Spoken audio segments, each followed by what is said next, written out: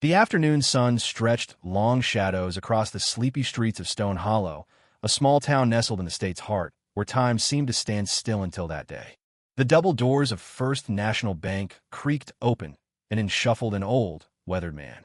His tattered coat hung loose on his frail frame, and a burlap sack, stained and worn by years of use, slumped over his shoulder. A faded cap shadowed half his face, but his presence barely stirred the handful of customers in the lobby. The tellers behind the polished counters exchanged faint, knowing smiles. He looked like someone who'd wander in begging for spare change, not a man with business to conduct. But when he reached the center of the room and raised his head, revealing eyes that glinted with an unreadable fire determination, perhaps, or something deeper spoke. "This bank is mine," he said, his voice steady despite the tremble in his thin limbs. For a heartbeat, silence gripped the air.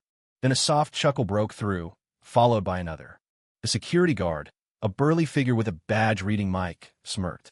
A young teller stifled a giggle behind her hand, and even the branch manager, a sharply dressed man in a navy suit, shook his head with a mix of pity and amusement. Their laughter wouldn't last. Soon, they'd see this was no jest. The ripples of mirth spread through the bank like a breeze over water. A teller, barely in her 20s, leaned toward her coworker, whispering something that made her lips twitch. Mike crossed his thick arms and stepped forward, his voice deep and commanding. "Sir, I think you're mixed up. Why don't you take a seat, and we'll get someone to help you?" The old man didn't budge. Instead, he shifted the sack on his shoulder and let it fall to the marble floor with a heavy thud sound that cut the laughter short. "I'm not mixed up," he said, his tone calm but edged with steel. "This bank belongs to me." The branch manager, a man named Henry Brooks, sighed and stepped closer.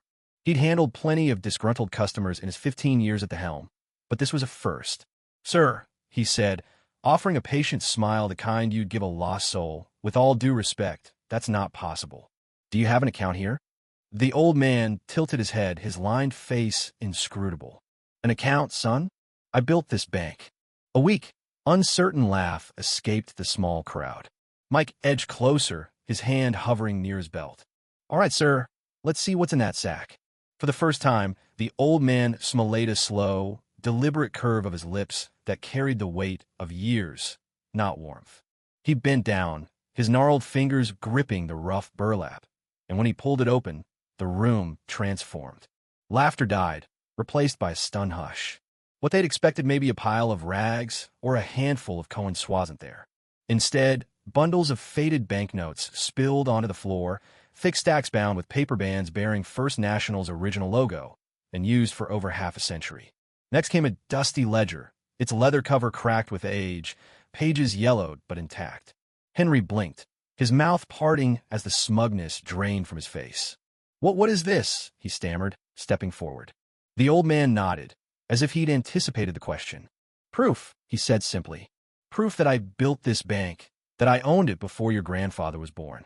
Mike frowned but held his ground. He wasn't a banker, but even he could tell those bills were real old. Yes, but real. Henry swallowed hard, his mind scrambling. "That's impossible," he said, though his voice wavered. "Even if you've got money from way back, it doesn't mean you kept." "The ledger," the old man cut in. "My name's in there." Henry hesitated, then crouched and lifted the book with careful hands. He flipped through the brittle pages, his fingers pausing as his eyes widened. "James Harrow," he whispered. The old man nodded. "That's me." A woman by the counter gasped. A man near the door muttered under his breath. The name wasn't unfamiliar, it belonged to the bank's first founder. But that couldn't be. James Harrow was a figure from history, long gone, presumed dead decades ago. Henry shook his head. "No way. James Harrow would be over 100 years old by now." The old man's eyes gleamed. "And yet, here I am." A thick silence settled over the bank, heavy as fog. No one laughed now. The weight of it pressed down, unbroken except for the faint rustle of pages as Henry scanned the ledger, his face growing paler with each line. "This is over 60 years old," he murmured, barely audible. "This ledger's by James Harrower, so he claims." He forced a weak chuckle, but it held no humor. "Older than that, son," the old man said, straightening slightly. "I started this bank in 1947 with my own hands. Ran until they took it from me." Henry's head snapped up. "Took it?" Harrow nodded, his fingers tightening on the sack's edge. They stole it, betrayed me, erased me. His gaze swept the room, the ornate chandelier, the gleaming counters, the polished marble floor. They built this on my bones. Mike cleared his throat, shifting uneasily. Okay, this is getting wild, he muttered, glancing at Henry. Boss, you want to call the cops? Henry didn't respond. He was too fixated on the ledger of dates, the signatures, the official seals that matched the framed certificates on the wall behind him. James Harrow wasn't a myth. He was real. But if this man was him, that's not necessary, Henry said slowly, turning to the old man. Mr. Harrow, if that's really you, what happened? Why'd you disappear? Harrow exhaled sharply, his lips pressing into a thin line as if restraining a flood of bitterness. I was betrayed, he said again, by my own partner, Thomas Reed. We built this bank together. He was like a brother.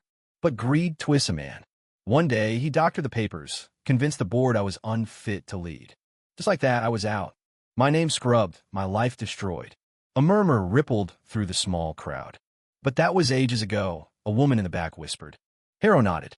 I fought to reclaim it for years. Fought hard. But doors kept slamming shut, and people turned away. Then one day, I vanished because that's what they wanted, isn't it? For me to fade. Henry swallowed again.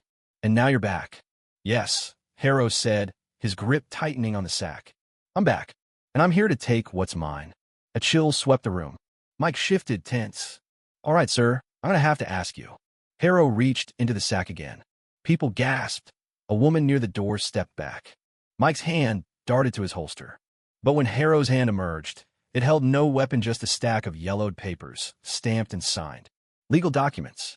Henry took them hesitantly, his eyes scanning the text. His face tightened, hands trembling slightly. Oh my God, he whispered.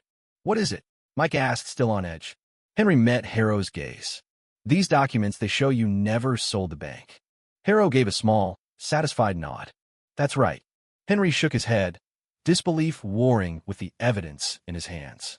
If these are real, and they look real then. He glanced at the framed certificates behind him, bearing the name Ellis and Sons, the family that had controlled the bank for generations. Then this bank was stolen from you. The crowd's murmurs grew louder.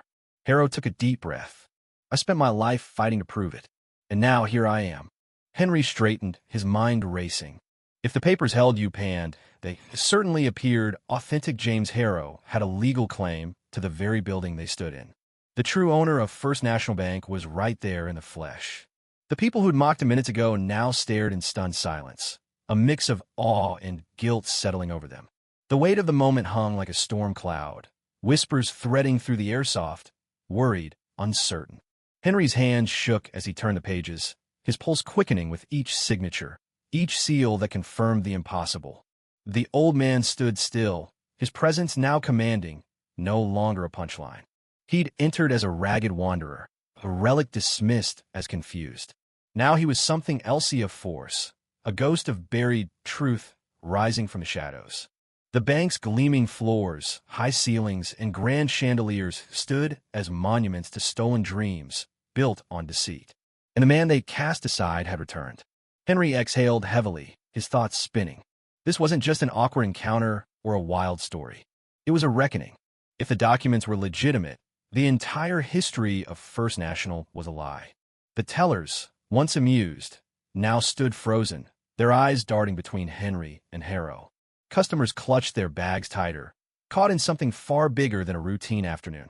Mike shifted, his fingers still near his belt, unsure if this called for action or restraint. Outside, life rolled on, cars hummed past, pedestrians strolled by, oblivious to the seismic shift unfolding within. Inside, time slowed to a crawl.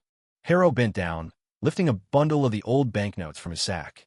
He ran his fingers over the worn paper, as if caressing a lost era days when he'd held wealth, influence, and trust, only to see it all ripped away. The years weighed on his shoulders, yet his hands remained steady. Henry's throat tightened. He'd built his career on the bank's legacy, its rules, its traditions. Now, that foundation was cracking beneath him. A choice loomed: confront the truth, right the wrong, or bury it again. The room held its breath. A distant clock chimed the hour, and Harrow waited. The air had shifted. Laughter was a memory, replaced by a quiet understanding that something monumental had been unearthed.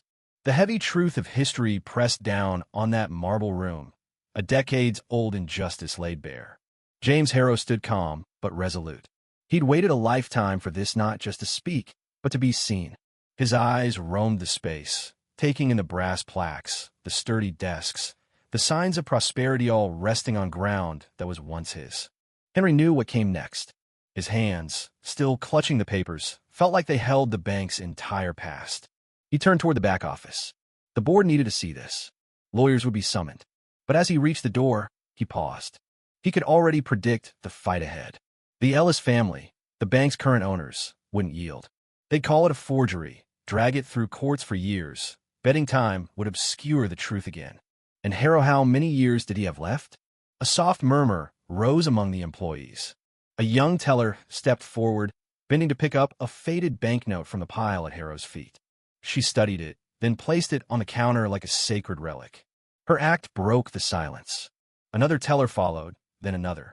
One by one, they moved, each setting a piece of Harrow's past as proof, his legacy in the counter. Mike shifted but didn't intervene, his hand dropping from his belt as he gave Harrow a small nod. The old man watched in silence. He had no more words, no more battles to wage. He'd arrived with nothing but truth and the burden of decades. Now, for the first time in years, he was visible. Henry spoke, his voice softer than before. "This isn't over," he murmured, more to himself than anyone. No, it wasn't over, but had begun. Harrow exhaled slowly, then turned toward the doors. His steps were measured, certain. He didn't look back, didn't need to.